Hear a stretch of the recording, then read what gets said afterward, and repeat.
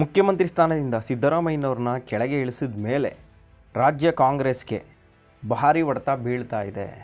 ಒಂದ್ರ ಮೇಲೊಂದು ಹಿನ್ನಡೆ ಆಗುವಂತಹ ಘಟನೆಗಳೇ ನಡೀತಾ ಇದೆ.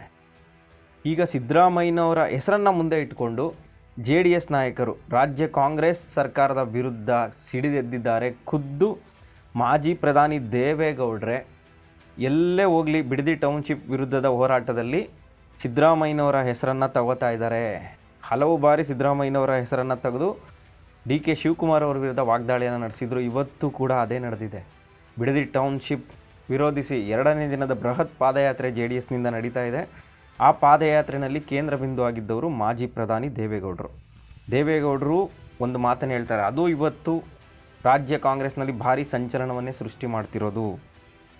ಸಿದ್ದರಾಮಯ್ಯನವ್ರನ್ನ ತೆಗೆದು ನೀವು ಅಧಿಕಾರಕ್ಕೆ ಬಂದಿದ್ದೀರಿ. DK ಶಿವಕುಮಾರ್, ನೀವು ಮುಖ್ಯಮಂತ್ರಿ ಸ್ಥಾನವನ್ನು ಪಡೆಯೋದಕ್ಕೆ ದೆಹಲಿನಲ್ಲಿ ಏನೇನು ಆಶ್ವಾಸನೆ ಕೊಟ್ಟಿದ್ದೀರಿ, ಏನೇನು ಭರವಸೆಗಳನ್ನು ಕೊಟ್ಟಿದ್ದೀರಿ ಅಂತ ನನಗೆ ಗೊತ್ತಿದೆ. ಏನೇನು ನಿಮ್ಮ ಹೈಕಮಾಂಡ್ಗೆ ಹೇಳ್ಬಿಟ್ಟು ಬಂದಿದ್ದೀರಾ ಅದನ್ನು ಇಟ್ಕೊಂಡು ನೀವು ಸಿದ್ದರಾಮಯ್ಯನವ್ರನ್ನ ಕೆಳಗಿಳಿಸಿದ್ದೀರಿ. ನೀವು ನಿಮ್ಮ ಹೈಕಮಾಂಡ್ ಭರವಸೆಯನ್ನು ಈಡೇರಿಸೋದಕ್ಕೆ ನಮ್ಮ ರೈತರು ಬಲಿ ಆಗಬೇಕಾ, ನಮ್ಮ ಅನ್ನದಾತರು ಬಲಿ ಆಗ್ತಾರನ್ನ ನೋಡಿಕೊಂಡು ನಾನು ಸುಮ್ಮನೆ ಇರ್ತೀನಾ? ಅನ್ಯಾಯವಾಗಿ ಸಿದ್ದರಾಮಯ್ಯನವ್ರನ್ನ ಕೆಳಗಿಳಿಸಿದ್ದೀರಿ ಅಂತೇಳಿ ಸಿದ್ದರಾಮಯ್ಯನವರ ಪರವಾಗಿ ಭರ್ಜರಿ ಬ್ಯಾಟಿಂಗ್ ಮಾಡ್ತಾ ಇದ್ದಾರೆ. ಒಂದು ರೀತಿ JDSನ ಹೋರಾಟಕ್ಕೆ ಸಿದ್ದರಾಮಯ್ಯನವರ ಹೆಸರೇ ಬಲ ಆಗ್ತಾ ಇದೆ. ಸಿದ್ದರಾಮಯ್ಯನವರ ಹೆಸರಿನ ಬಲದಿಂದನೇ 2028ರಲ್ಲಿ ನಾವು ಒಂದು ಸಾಧನೆಯನ್ನು ಮಾಡ್ತೀವಿ ಅನ್ನೋದು JDS ನಾಯಕರ ಮಾತುಗಳಲ್ಲಿ ಸ್ಪಷ್ಟವಾಗಿ ಗೊತ್ತಾಗ್ತಾ ಇದೆ. ಯಾಕಂದರೆ ಸಿದ್ದರಾಮಯ್ಯ ಮುಖ್ಯಮಂತ್ರಿ ಸ್ಥಾನದಿಂದ ಕೆಳಗಿಳಿದ ಮೇಲೆ ಕಾಂಗ್ರೆಸ್ ಪಕ್ಷದ ಜನಪ್ರಿಯತೆ ಕಡಿಮೆ ಆಗ್ತಾ ಇದೆ ಕರ್ನಾಟಕದಲ್ಲಿ. ನಾವಂತೂ ಕಾಂಗ್ರೆಸ್ ಪಕ್ಷಕ್ಕೆ ಓಟ್ ಹಾಕಲ್ಲ ಅಂತ ನೇರವಾಗಿ ಎಷ್ಟೋ ಜನ ಹೇಳ್ತಾ ಇದ್ದಾರೆ, ಅದರಲ್ಲೂ ಅಹಿಂದ ಸಮುದಾಯದವರು. ನಾವಂತೂ ಖಂಡಿತವಾಗಿ ಕಾಂಗ್ರೆಸ್ ಪಕ್ಷಕ್ಕೆ ಓಟ್ ಹಾಕೋದಿಲ್ಲ. ಕಳೆದ ಬಾರಿ ನಾವು ಓಟ್ ಹಾಕಿದ್ದೇ ಸಿದ್ದರಾಮಯ್ಯನವ್ರಿಗೋಸ್ಕರ. ಸಿದ್ದರಾಮಯ್ಯ CM ಆಗ್ತಾರೆ ಅಂತೇಳಿ ನಾವು ಓಟ್ ಹಾಕಿದ್ದೀವಿ. ಅನ್ಯಾಯ ಮಾಡಿದ್ದೀರಿ, ಹೀಗಾಗಿ ನಾವು ಕಾಂಗ್ರೆಸ್ ಪಕ್ಷಕ್ಕೆ ಓಟ್ ಹಾಕಲ್ಲ ಅಂತ ಹೇಳ್ತಾ ಇದ್ದಾರೆ. ಇದು ಕಾಂಗ್ರೆಸ್ಗೆ ಭವಿಷ್ಯದಲ್ಲಿ ಭಾರಿ ಹೊಡೆತ ಬೀಳುವಂತಹ ಮುನ್ಸೂಚನೆ ಅಂತಲೇ ಹೇಳ್ಬೋದು. ಯಾಕಂದರೆ ಸದ್ಯದಲ್ಲಿ ವಿಧಾನಸಭಾ ಕ್ಷೇತ್ರಗಳಿಗೆ ಉಪಚುನಾವಣೆ ಕೂಡ ಇದೆ, ಸ್ಥಳೀಯ ಸಂಸ್ಥೆಯ ಚುನಾವಣೆಗಳಿದ್ದಾವೆ. ಈ ಚುನಾವಣೆಗಳಲ್ಲಿ ಗೆಲ್ಲಬೇಕು ಅಂದರೆ ಸಿದ್ದರಾಮಯ್ಯನವ್ರ ಹೆಸರಿನ ಬಲ ಬೇಕೇ ಬೇಕು. ಆದರೆ ಸಿದ್ದರಾಮಯ್ಯ ಮುಖ್ಯಮಂತ್ರಿ ಸ್ಥಾನದಿಂದ ಕೆಳಗಿಳಿದ ಮೇಲೆ ಕಾಂಗ್ರೆಸ್ನ ಸಾಂಪ್ರದಾಯಿಕ ಮತಗಳೇ ಕಾಂಗ್ರೆಸ್ ಪಕ್ಷಕ್ಕೆ ಓಟ್ ಹಾಕಲ್ಲ ಅಂತ ಹೇಳ್ತಾ ಇದ್ದಾರೆ. ಈಗ ದೇವೇಗೌಡರು ಕೂಡ ಸಿದ್ದರಾಮಯ್ಯನವರ ಪರವಾಗಿ ಭರ್ಜರಿ ಬ್ಯಾಟಿಂಗ್ ಮಾಡ್ತಾ ಇದ್ದಾರೆ. ಸಿದ್ದರಾಮಯ್ಯನವ್ರ ಬಗ್ಗೆ ಅನುಕಂಪವನ್ನು ತೋರಿಸ್ತಾ ಇದ್ದಾರೆ. ಪಾಪ ಸಿದ್ದರಾಮಯ್ಯನವರು ಮುಖ್ಯಮಂತ್ರಿ ಸ್ಥಾನದಲ್ಲಿದ್ದರು, ಆದರೆ ನೀವು ನಿಮ್ಮ ಹೈಕಮಾಂಡ್ಗೆ ಏನೇನೋ ಭರವಸೆಯನ್ನು ಕೊಟ್ಬಿಟ್ಟು ಅವ್ರನ್ನ ಅನ್ಯಾಯವಾಗಿ ಕೆಳಗಿಳಿಸಿದ್ದೀರಿ. ಆದರೆ ನಿಮ್ಮ ಭರವಸೆ ಈಡೇರೋದಕ್ಕೆ ನಮ್ಮ ಬಿಡದಿ ಟೌನ್ಶಿಪ್ ಮಾಡಲೇಬೇಕು ಅಂತ ಹೊರಟಿದ್ದೀರಿ. ಅದಕ್ಕೆ ನಾನಂತೂ ಖಂಡಿತ ಅವಕಾಶ ಕೊಡೋದಿಲ್ಲ. ನಮ್ಮ ರೈತರನ್ನು ನಾನು ಬಲಿ ಕೊಡೋದಿಲ್ಲ ನಾನು ಬದುಕಿರೋ ತನಕ ಅಂತೇಳಿ HD ದೇವೇಗೌಡರು DK ಶಿವಕುಮಾರ್ ಅವರಿಗೆ ನೇರವಾದ ಎಚ್ಚರಿಕೆಯನ್ನು ಕೊಡ್ತಾ ಇದ್ದಾರೆ.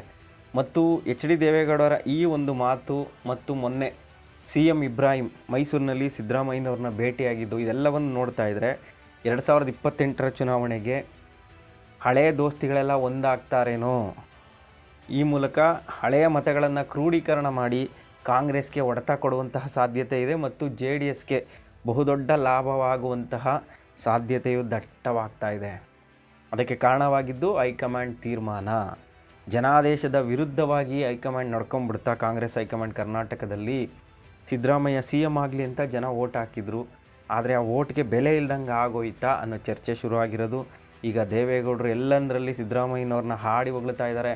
ಸಿದ್ದರಾಮಯ್ಯನವ್ರನ್ನ ಕುರ್ಚಿಯಿಂದ ಕೆಳಗಿಳಿಸಿರೋದು ಬಹುದೊಡ್ಡ ಅಪರಾಧ, ಕಾಂಗ್ರೆಸ್ ಹೈಕಮಾಂಡ್ ಅನ್ನೋ ಧಾಟಿನಲ್ಲಿ ಮಾತನಾಡ್ತಾ ಇದ್ದಾರೆ. ಇದೆಲ್ಲವನ್ನು ನೋಡ್ತಿದ್ರೆ ಖಂಡಿತವಾಗಿ 2028ರ ಚುನಾವಣೆಯಲ್ಲಿ JDSಗೆ ಪ್ಲಸ್ ಆಗುವಂತಹ ಸಾಧ್ಯತೆ ಕಾಣ್ತಾ ಇದೆ. ನಿಮ್ಮ ಸೌಧೆಯನ್ನು ಕಟ್ಟಲಿಕ್ಕೆ ಡೆಲ್ಲಿಯಲ್ಲಿ ನೀವೇನು ಯಾರ್ಯಾರಿಗೆ ಏನೇನು ಭರವಸೆ ಕೊಟ್ಟು ಬಂದಿದ್ದೀರೋ ಮುಖ್ಯಮಂತ್ರಿ ಆಗಲಿಕ್ಕೆ, ಸಿದ್ದರಾಮಯ್ಯವ್ರನ್ನು ತೆಗೆದು ಮುಖ್ಯಮಂತ್ರಿ ಆಗಲಿಕ್ಕೆ ನೀವು ಯಾರ್ಯಾರಿಗೂ ಸಹಾಯ ಮಾಡ್ತೀನಿ ಅಂತ ಹೇಳಿ ಬಂದಿದ್ದೀರೋ ಆ ಸಹಾಯವನ್ನು ಮಾಡಲಿಕ್ಕೆ ಇಲ್ಲಿ ರೈತರ ಹೊಟ್ಟೆಯನ್ನು ಹೊಡೆದು ಈ ಜಮೀನನ್ನ ಯಾರಿಗೆ ಕೊಡ್ಲಿಕ್ಕೆ, ಯಾವ ಕಂಪನಿಗೆ ಕೊಡ್ಲಿಕ್ಕೆ, ಯಾರು ಇಲ್ಲಿ ಲೇಔಟ್ ಮಾಡಲಿಕ್ಕೆ ಮುಂದೆ ಬಂದಿದ್ದಾರೆ ಹೇಳಿ, ಸತ್ಯ ಹೇಳಿ. ದಯಮಾಡಿ ಕೈ ಮುಗಿದು ಪ್ರಾರ್ಥನೆ